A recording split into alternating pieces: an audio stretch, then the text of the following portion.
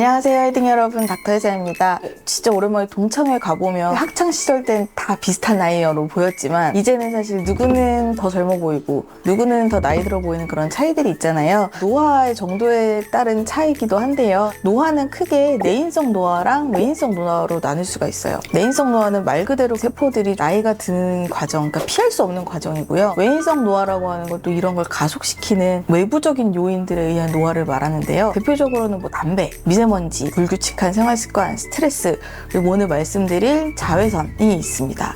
그래서 이런 자외선이나 적외선이나 고온에 의한 이런 노화를 통칭해서 광노화라고 이야기를 합니다. 자외선들은 이 진피 세포와 혈관의 산화 손상이라고 하는 그런 손상을 일으키고요. MMP라고 얘기하는 콜라겐을 분해하는 효소 생성을 촉진시킵니다. 얘기만 들어도 너무 기분이 나쁘고 무섭네요. 이미 내 얼굴에 진행된 광노화를 되돌릴 수 있는 방법은 뭐가 있을까요? 이번 시간에는 확실히 광노화에 의한 이 손상을 복구할 수 있는 걸로 학술지나 FDA에서도 성분이 인정받은 트레티노인이라는 성분에 대해서 한번 얘기를 해보려고 해요. 우리나라에서는 스티바 A 크림이라고 되게 많이 알려져 있죠. 이 트레티노인은 합성 비타민 A의 전구체의 일종으로 원래는 여드름 치료를 위해서 쓰이다가 이걸 쓰니까 잔주름도 없어지고 약간 안티에이징이 되는 것 같네? 라고 해서 진짜로 광노화에 의한 주름 개선 효과를 입증받은 그런 성분입니다. 이 성분은 진피 콜라겐 생성을 유도하고요. 그리고 새로운 콜라겐 생성을 촉진시키고 또 얇아져 있는 표피를 두껍게 만듭니다. 겉에 부분은 각질이라는 부분으로 우리가 보호가 되고 있는데요. 이 각질이 너무 두껍게 되면 안쪽에서 이 턴오버 기간이 늦어지면서 피부가 거칠게 되거든요. 그래서 이 각질의 주기를 되게 활발하게 빠르게 만들어서 각질 탈락을 촉진시킵니다. 그래서 처음에 이걸 쓰시는 분들은 막 각질이 올라오고 하니까 이거 내가 피부가 더 얇아지는 게 아닌가라고 고민하시는 경우가 있는데 사실 그건 정상적인 반응이에요. 트레티노인을 처음 사용하시는 경우에는 피부가 따끔따끔하고 홍조도 생기는 것 같고 각질이 탈락되는 그런 느낌을 받게 되는데요. 사실 이 정도의 증상은 전혀 문제가 될 게 아니고 트레티노인 성분이 잘 반응을 하고 있구나 이렇게 생각을 하시면 돼요. 그래서 이때는 보습제를 충분히 발라주시면서 그냥 보내시면 되는데 만약에 여기서 언급한 정도의 불편감이 아닌 진짜 통증이 있고 빨갛게 올라오면서 염증이 생기는 것 같다라고 하시면 이때 트레티노인을 지속적으로 사용하시면 안 돼요. 레티노이드 피부염이라고 하는 피부염이 발생하게 되고 애써 바른 트레티노인이 효과가 없어지거든요. 그래서 이런 경우에는 트레티노인 연고를 쉬었다가 완전히 염증 증상이 해소된 뒤에 조금 더 소량씩 시작을 해보시는 걸 추천을 드립니다.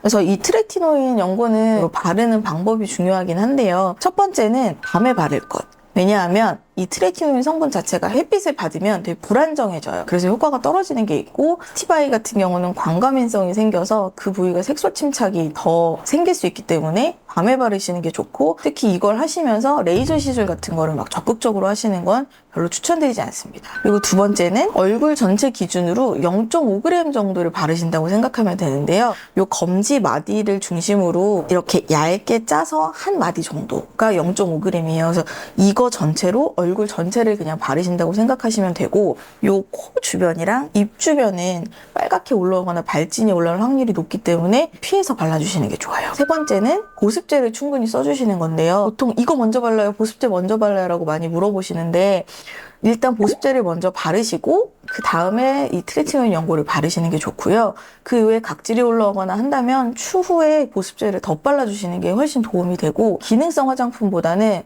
이제 보습에 충실한 피지오겔이나 제로이드 같은 그런 성분, 바셀린 같은 것도 좀 적극적으로 활용해 보셔도 괜찮습니다. 보습제를 전후로 충실히 발라주시는 게 더 효과를 볼 수 있는 그리고 부작용을 줄일 수 있는 방법이고요. 사실 이 스티바이 크림에 대해서는 할 말이 너무 많지만 가장 많이 물어보시는 질문 3개에 대한 답변을 말씀드리는 시간을 한번 가져보도록 할게요. 자, 첫 번째는 레티놀이랑 이거는 무슨 차이인가요? 이거든요. 레티노이드라는 말은 이 비타민 A와 이 전구체들을 총칭하는 말이에요. 이 안에 레티놀도 들어있고 트레티노인도 들어있고 여러 가지 종류들이 들어있는데 YG 패밀리 하면 그 안에 빅뱅도 있고 블랙핑크도 있잖아요. 그러니까 그런 것처럼 얘네가 레티노이드 패밀리라고 생각을 하시면 됩니다. 이 레티놀은 사실 화장품에 많이 들어가죠. 그래서 화장품에 들어갈 정도라면 작용이 적지만 부작용도 적은 경우라고 생각하시면 되고 트레티노인은 우리 얼굴에 바르면 직접적으로 작용을 해요. 근데 레티놀은 우리 얼굴에 바르면 이 레티놀이 피부에서 트레티노인으로 변화돼서 또 작용을 해야 되기 때문에 그냥 동량의 레티놀과 트리트노인을 비교를 하면 트리트노인이 10배 이상 효과가 있다고 보시면 되거든요. 레티놀 화장품 같은 경우에도 훨씬 순한 성분, 그래서 피부가 예민하거나 처음 시작하실 때는 이 레티놀 화장품 같은 걸 시작하셔도 괜찮습니다. 두 번째는 임신하면 못 쓰나요? 라고 물어보시는 경우가 많으신데, 바르는 레티놀이나 트레티노인이 인부에게 해가 되거나 기형아를 출산율을 높인다거나 하는 연구 결과는 사실 없거든요. 이렇게 많이 여쭤보시는 이유는 대표적인 그 여드름 있을 때 먹는 피지 조절제가 있잖아요. 그거의 성분이 이소트레티노인이거든요. 경구 복용하는 약인데 실제로 진짜 기형아 출산율을 훨씬 높이고, 치료하는 도중, 치료 이후 한 달까지는 꼭 피임을 하기를 권해요. 같은 레티노이드에 속해 있는 성분들이지만 이게 차이가 있을 수 있기 때문에 트레티노인이나 레티놀은 사실 임신 여부에 상관없이 쓰실 수 있고, 이소트레티노인은 임신 계획이 있으시거나 가임기 여성이라면 의사 선생님이랑 상의하셔서 사용하셔야 된다. 이 차이점을 아시면 될 것 같아요. 스티바 에이크림 단종인데요. 단종 맞고요. 이게 지금은 사실 거의 단종이 된 상태고, 이제 따라서 대체 제품을 고려하게 되는데요. 제가 오늘은 스티바 에이크림으로 유명해진 이 트레티노인이라는 성분에 대해서 한번 설명을 드린 거고, 다음에 스티바 에이 단종에 따른 제2세대, 3세대 트레티노인에 대한 대체 제품, 그리고 이제 그 특징, 단종이 된 이유에 대해서 한번 이야기하는 시간을 가져보는 것도 좋을 것 같습니다. 오늘은 광노화랑 그 치료를 할 수 있는 성분에 대해서 간단히 말씀을 드렸는데요. 이 동영상이 도움이 되셨다면 구독과 좋아요를 눌러주세요.